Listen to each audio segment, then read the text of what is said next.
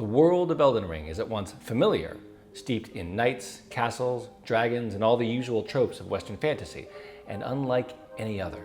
The atmosphere is bright and ephemeral, littered with the dying petals of Erdtree. Everything is falling into ruin and madness.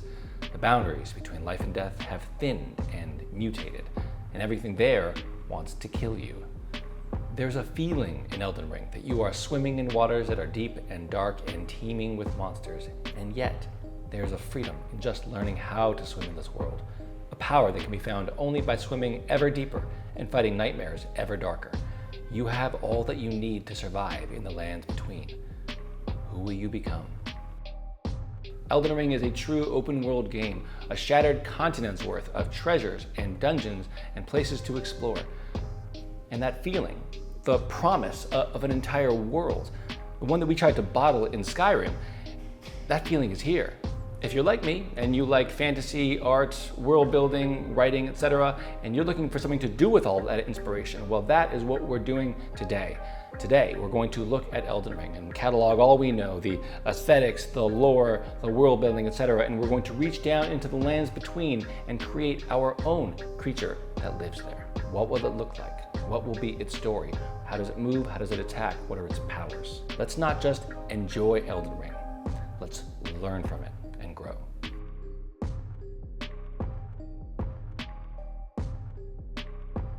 When I begin to design a character, I try to ask myself 5 main questions about that character. What is the creature's personality, body type, coloring, iconic element, and primary reference? However, before we begin painting for today, I believe there's one thing about Elden Ring that makes it different from other games, a gameplay element that we need to focus on because it has an indelible impact on the aesthetic of the game. Now, the player character, you, barring odd armor and weapon choices, is symmetrical in form and play style. Your character can run in any direction, roll in any direction, and attack in any direction. This provides the player maximum flexibility, which is important because Elden Ring is a game of tactics and timing, and your character needs to be nimble and responsive. But the enemies in this game are not symmetrical, or at the very least, they do not play symmetrically. Their fighting styles are unique. Their strengths are different. Their weaknesses are different. And yet, you can usually glean a lot of the information that you need to know about movement and attack style just by looking at the character. You can figure this out even from a distance, just by looking at their silhouette. I would argue that no other trait does as much to quickly convey information about movement and attack than silhouette. And thus, silhouette, I believe, is the most important pillar of character design in Elden Ring. I've been so deep into the Marvel book that I haven't made art for myself in a long time, so I'm rusty. To counter this, I'll start with a number of thumbnails and try out different body types. I have an idea of what I want to draw, but I'm practicing the art of non-attachment, staying loose and flexible and open to new ideas. I started painting this, by the way, on Twitch, as you can see. I've been under NDA for a long time now. I've had a non-disclosure agreement bound to me, and all I've had time to work on has been Marvel Anatomy, which means that I haven't been able to be on Twitch in forever. But I'm back now, and it has been so nice to see the old crew, just painting and talking and hanging out. On the other hand, he's got all these attacks on the other hand, so when he attacks on this side, it's like, you gotta like really get away from that, Okapi says, I'm surrounded by some amazing animators, so I can definitely be intimidating when I see the quality and speed of their work. You know what, Okapi? You are lucky. You're lucky to be surrounded by so many amazing animators. Just ask them for advice. I like your carving technique here. I'm used to your brushing and erasing technique, but this is a cool change. Yeah, you know what? I saw more and more artists doing it. Just like carving, just lassoing and making changes and all that stuff. And it's wildly effective, especially at this like loose and dirty stage, If you're ever on Twitch or you feel like hanging out while I make art, while you make art, whatever, come by. I would love to see you and hang out. I'm not spending much time on any one silhouette. I'm sort of skipping around. And even though I know which one I'm leaning toward, I'm not lingering on it. Not yet. Why, you ask? Why would I sketch up other thumbnails if there's one particular one that I'm already kind of attached to? The answer is that I'm out of practice, which means that my initial stabs are gonna kinda suck. But the more sketching I do, the better I'll get. So if I really want a good result, and I really do, I want this to be cool, then I need to dedicate at least a little time to loosening up and messing around. Who knows? There might be better, more novel ways to pursue a certain look than what I've got in my head, but I won't know for sure until I experiment.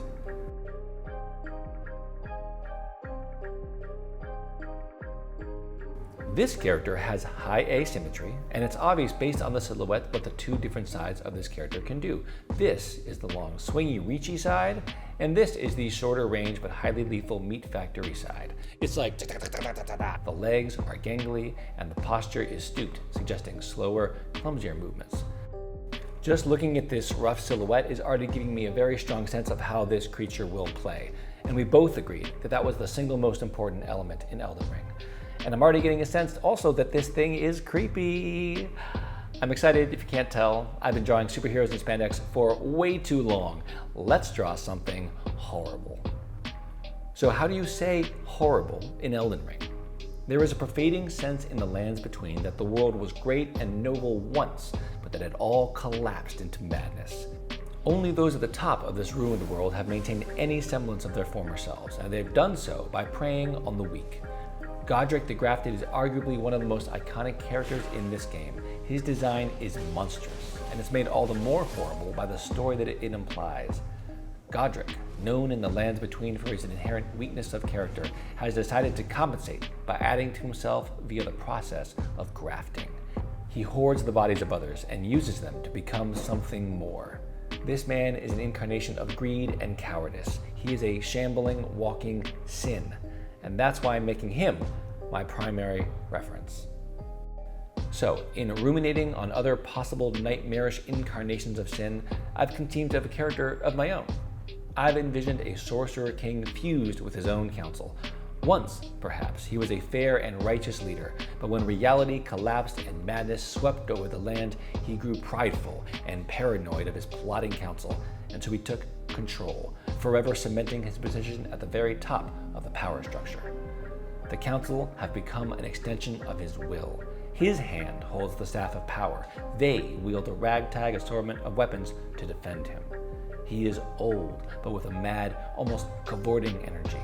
They are wailing in various states of desiccation and decay. They are having a very bad day. The silhouette started off thicker, but I've been making him thinner as we're sketching more, and so that he's now long and bow-legged. Just looking at him, you can get a sense of how he'll fight. He'll cast spells from a distance, swing around with his big staff when you close in, and then, when you get really close, he'll turn his other side to you and let the council have a go. Imagine that, just like a wall of screaming heads and writhing arms with weapons. That's metal. That's also our iconic element, the thing which will make this guy memorable, meaning we really have to stick the landing on all those wailing heads. All right, I've finished the sketch. I've even given it a little bit of shading so I get a sense of proportion and volume. And now we have a really good, rough template from which to begin to actually draw. As we dig into the drawing stage, I want to talk about personality again, one more time. Now, if you're familiar with the way that I work, you know that I almost always prioritize personalities first when it comes to character design. To my mind, the specific aesthetics of a thing are not nearly so important as the way that that thing makes you feel. In short, looks are important, but emotional connection is usually what leaves a lasting and memorable impact. The new Dooms capture this ethos perfectly. These monsters are more than just hitboxes. They are memorable characters, loathsome and brutish and clever. When they look at you, you can see that they hate you. And isn't it so much fun to hate them back? And by the way, this one-to-one connection works gameplay-wise because their eyes are centered in their face, and their face is centered on their body, and those burning points of light can be treated like targets. Aim for them and shoot. But the gameplay in Elden Ring could not be more different. The creatures are asymmetrical in appearance and playstyle both, and there are very few enemies in the game that actually lock eyes with you. Their eyes are often obscured or clouded over or too small for their bodies or glowing with an impenetrable light. They look at you, but they don't lock eyes with you. And you are not meant to lock eyes with them either, because if you're watching their eyes, then you're not watching their bodies. And if you're not watching what their bodies are doing, you're dead.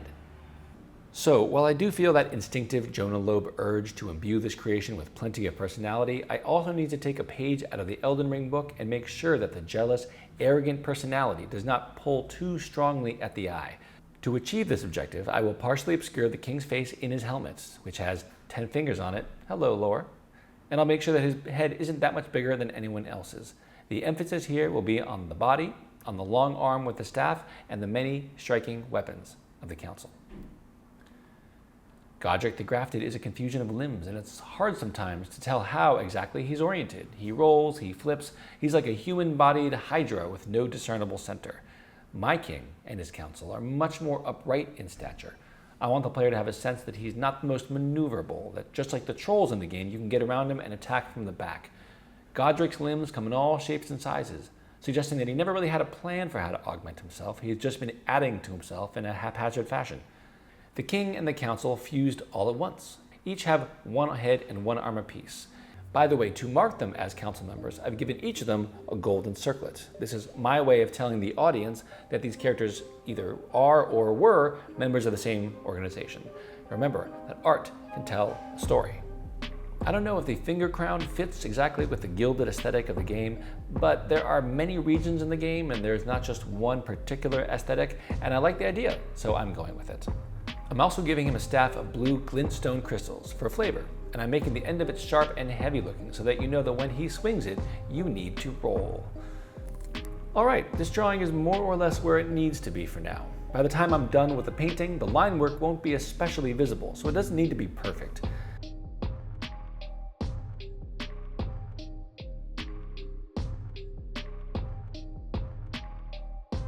Okay, we're gonna move on to the coloring now, but before we do, for 1 second, if you've been enjoying this video and you like what you see, then please don't forget to like, subscribe, and ring the bell. This is your chance. And if you want to write a comment, you want me to read it, anything at all, I will read it, I will respond. Please don't hesitate, leave one below. Thanks so much.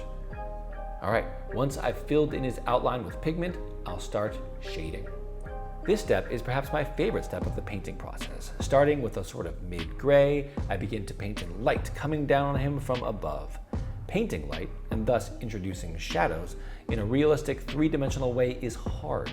And that's why I like it, because every time I do it, whether I'm painting a 10-headed boss monster or an egg, I feel like I'm engaging my brain and getting important practice. Colors themselves can always be a little off, but if your lighting is believable, you can make something look really good. As we get into this process of lighting our two-dimensional drawing, it's going to be important for me to pay attention to both the micro and macro lighting schemes. What does this mean, you ask? Well, there's something I see a lot of in growing artists. They try to light every aspect of their character equally to show off detail. But the truth is, if the light is coming from above, then much of what's below will be lost, even if they themselves have rounded mass. The heads are the micro forms, they are secondary to the torso, which is the macro form. These are not official terms, by the way, I'm just throwing them around because they work now in this context. The torso is the large object, and it should be lit first as a large object. Only when it has a sense of the rounded dimensionality of it can I start lighting the individual heads in a realistic manner. If one of these little microforms lives on the shadowed underside of the macro form, then it doesn't matter if I want to shade it or not, it just won't get that much light. Anyhow, just remember to always simplify your forms and tackle the big shapes first before moving on to the smaller ones. In short, it's always best to work from big to small. Once I've painted in all the light, I create a new layer and start painting in the occlusion shadows. Occlusion, for those who don't know, refers to the darkness that gathers in all the nooks and crannies of your creation. Even with ambient light coming in from all over, these areas simply don't get much light, and so they get some shadow. As artists, we can depend on these occlusion shadows to give us a sense of depth and dimensionality. In this case, I'm using it to better differentiate between his many heads, to create shadowed areas under his cloak, that kind of thing. When these steps are done and done well, I'll create two additional layers called Light 2 and Shadows 2. And this is where I begin the same process, but this time I go even lighter with Light 2, and I highlight only the really bright areas, and I go even darker with Shadows 2, and I darken the darker areas. In both instances, I'm covering less ground than in the previous step. The lighter or darker a thing is, the higher the contrast. Contrast is achieved by accentuating the value difference between regions, and I don't want to make an image that's too high contrast right away. It'll read as noisy and confusing, and I need to reserve that contrast for the areas of greatest visual importance. And so, as I add in these additional layers, I'll be doing so with much greater restraint. Once the values are in place and I've achieved a pretty good sense of the lights and where the darks are, it's time to add color. Now, I've spent years agonizing over the correct way to transition from grayscale to color, which is a purely digital ability, one that you can't do in traditional media. I'm sorry to say that I still don't know the answer. I kind of just muddle through it every single time, but today's technique I think is a good one, and so I'll introduce that one to you now. I start off with gradient maps. A gradient map is a layer in Photoshop that will allow you to map specific hand-picked colors onto a value wheel. In short, if you pick red for highlights and blue for shadows, then when this layer goes on top of your grayscale painting, the highlights of your painting will appear red and the shadows will appear blue. This is advantageous because just painting on a color layer applies color to every value evenly, every part of the image evenly. The shadow bits look every bit as blue as the lighter bits, and so the whole blue area just looks slathered on. Gradient maps allow you to shift colors as you move from light to dark. And pro tip, always shift your colors as you move from light to dark. It just looks better. I'll be applying these gradient maps to specific regions. I'll have one map for the robe, one for his skin, one for the metal, including the many circlets of the council, so that there's some bright gold glimmering in the midst of all that roiling zombie flesh. And maybe I'll add one little subtle map underneath everything, just to give the whole image a general background color wash to hopefully unite the piece. As I go, I'll add in just a few other additional layers for lighter and darker regions of the creature. A whiter beard, for instance, a darker tabard, that sort of thing. I'll play around in these waters for a bit, adjusting values and tweaking colors until things start to sink in and look good. This step takes sort of a while because getting the basic color and value scheme is an important step and can require a great deal of just fiddling to just make it look right. It might feel at times as if you're treading water, making a lot of adjustments but not really going anywhere.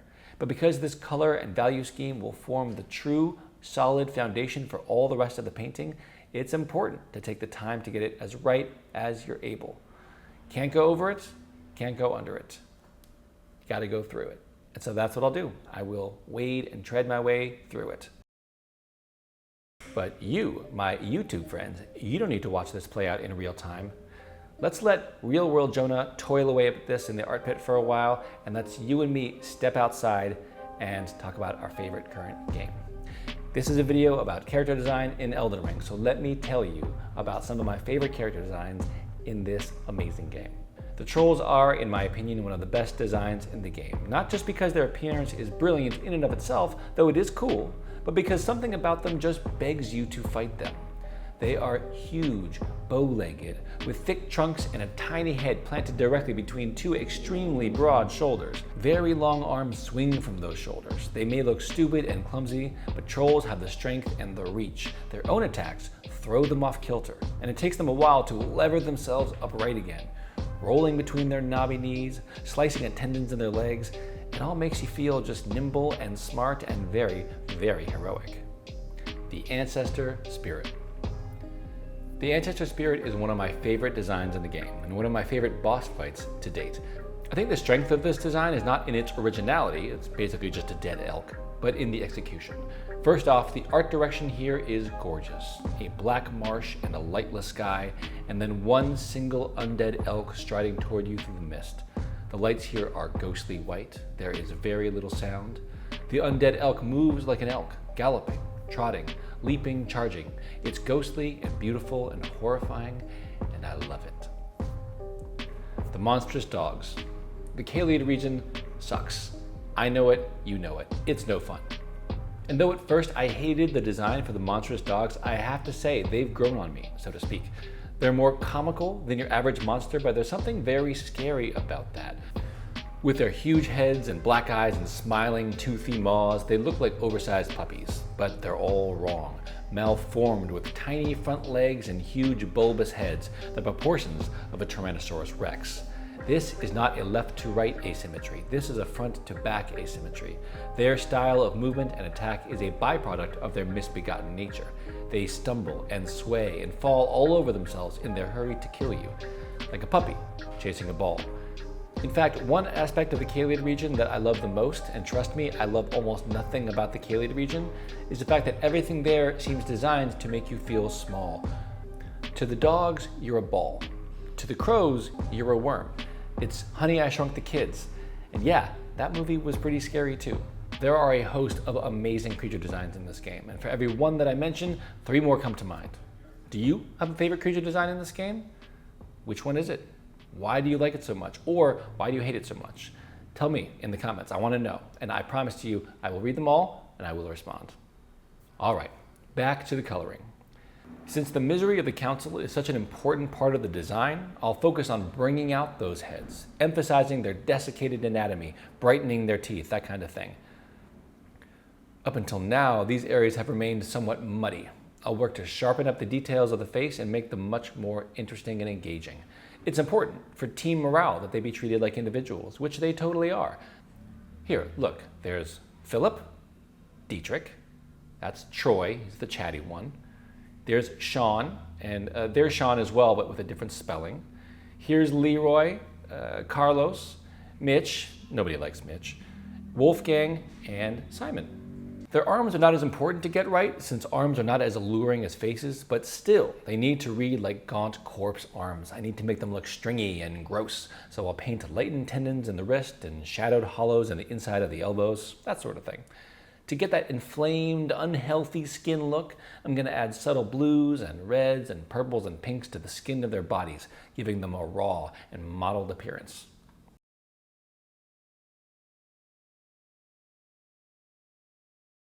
At the urging of my followers on Twitch, I've added little sparkles coming off the glintstone head of the staff. Just some little glimmering details to catch the eye. It's a good idea. I'm glad they suggested it. Now, with a piece like this, I could iterate for days, just pouring on detail after detail. But I'm not getting paid to do this, except for the money that my patrons give me. Thank you, patrons. Please consider supporting videos like this on my Patreon. The link is below. Thank you very much. So I'll start to wrap this up and put on what finishing touches I can think of.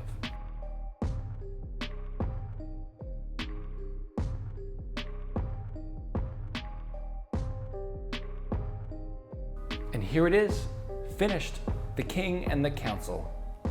I love it. Look how cute he looks in his little robe with his little finger crown.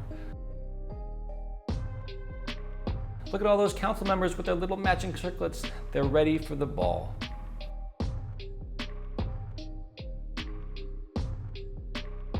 So that's it, all done. All right, I've finished with the painting at last. But before I go, I want to take a moment and say thank you to the developers over at Fromsoft. You have made something brilliant, something special. This game is kind of a masterpiece. You have fulfilled the inherent promise of every open world game that's ever been. You have made me want to explore your world just for the sake of exploring. It's beautiful. Thank you. And that's it. If you enjoyed today's video, please don't hesitate to like, subscribe, and ring the bell. If you want to see more like this, please consider supporting me on Patreon. If there's a game that you want to see me cover next time, please write it down in the comments. Tell me anything you want me to analyze about it. I'm on it. That's it. Thank you so much for your time. Have a wonderful day.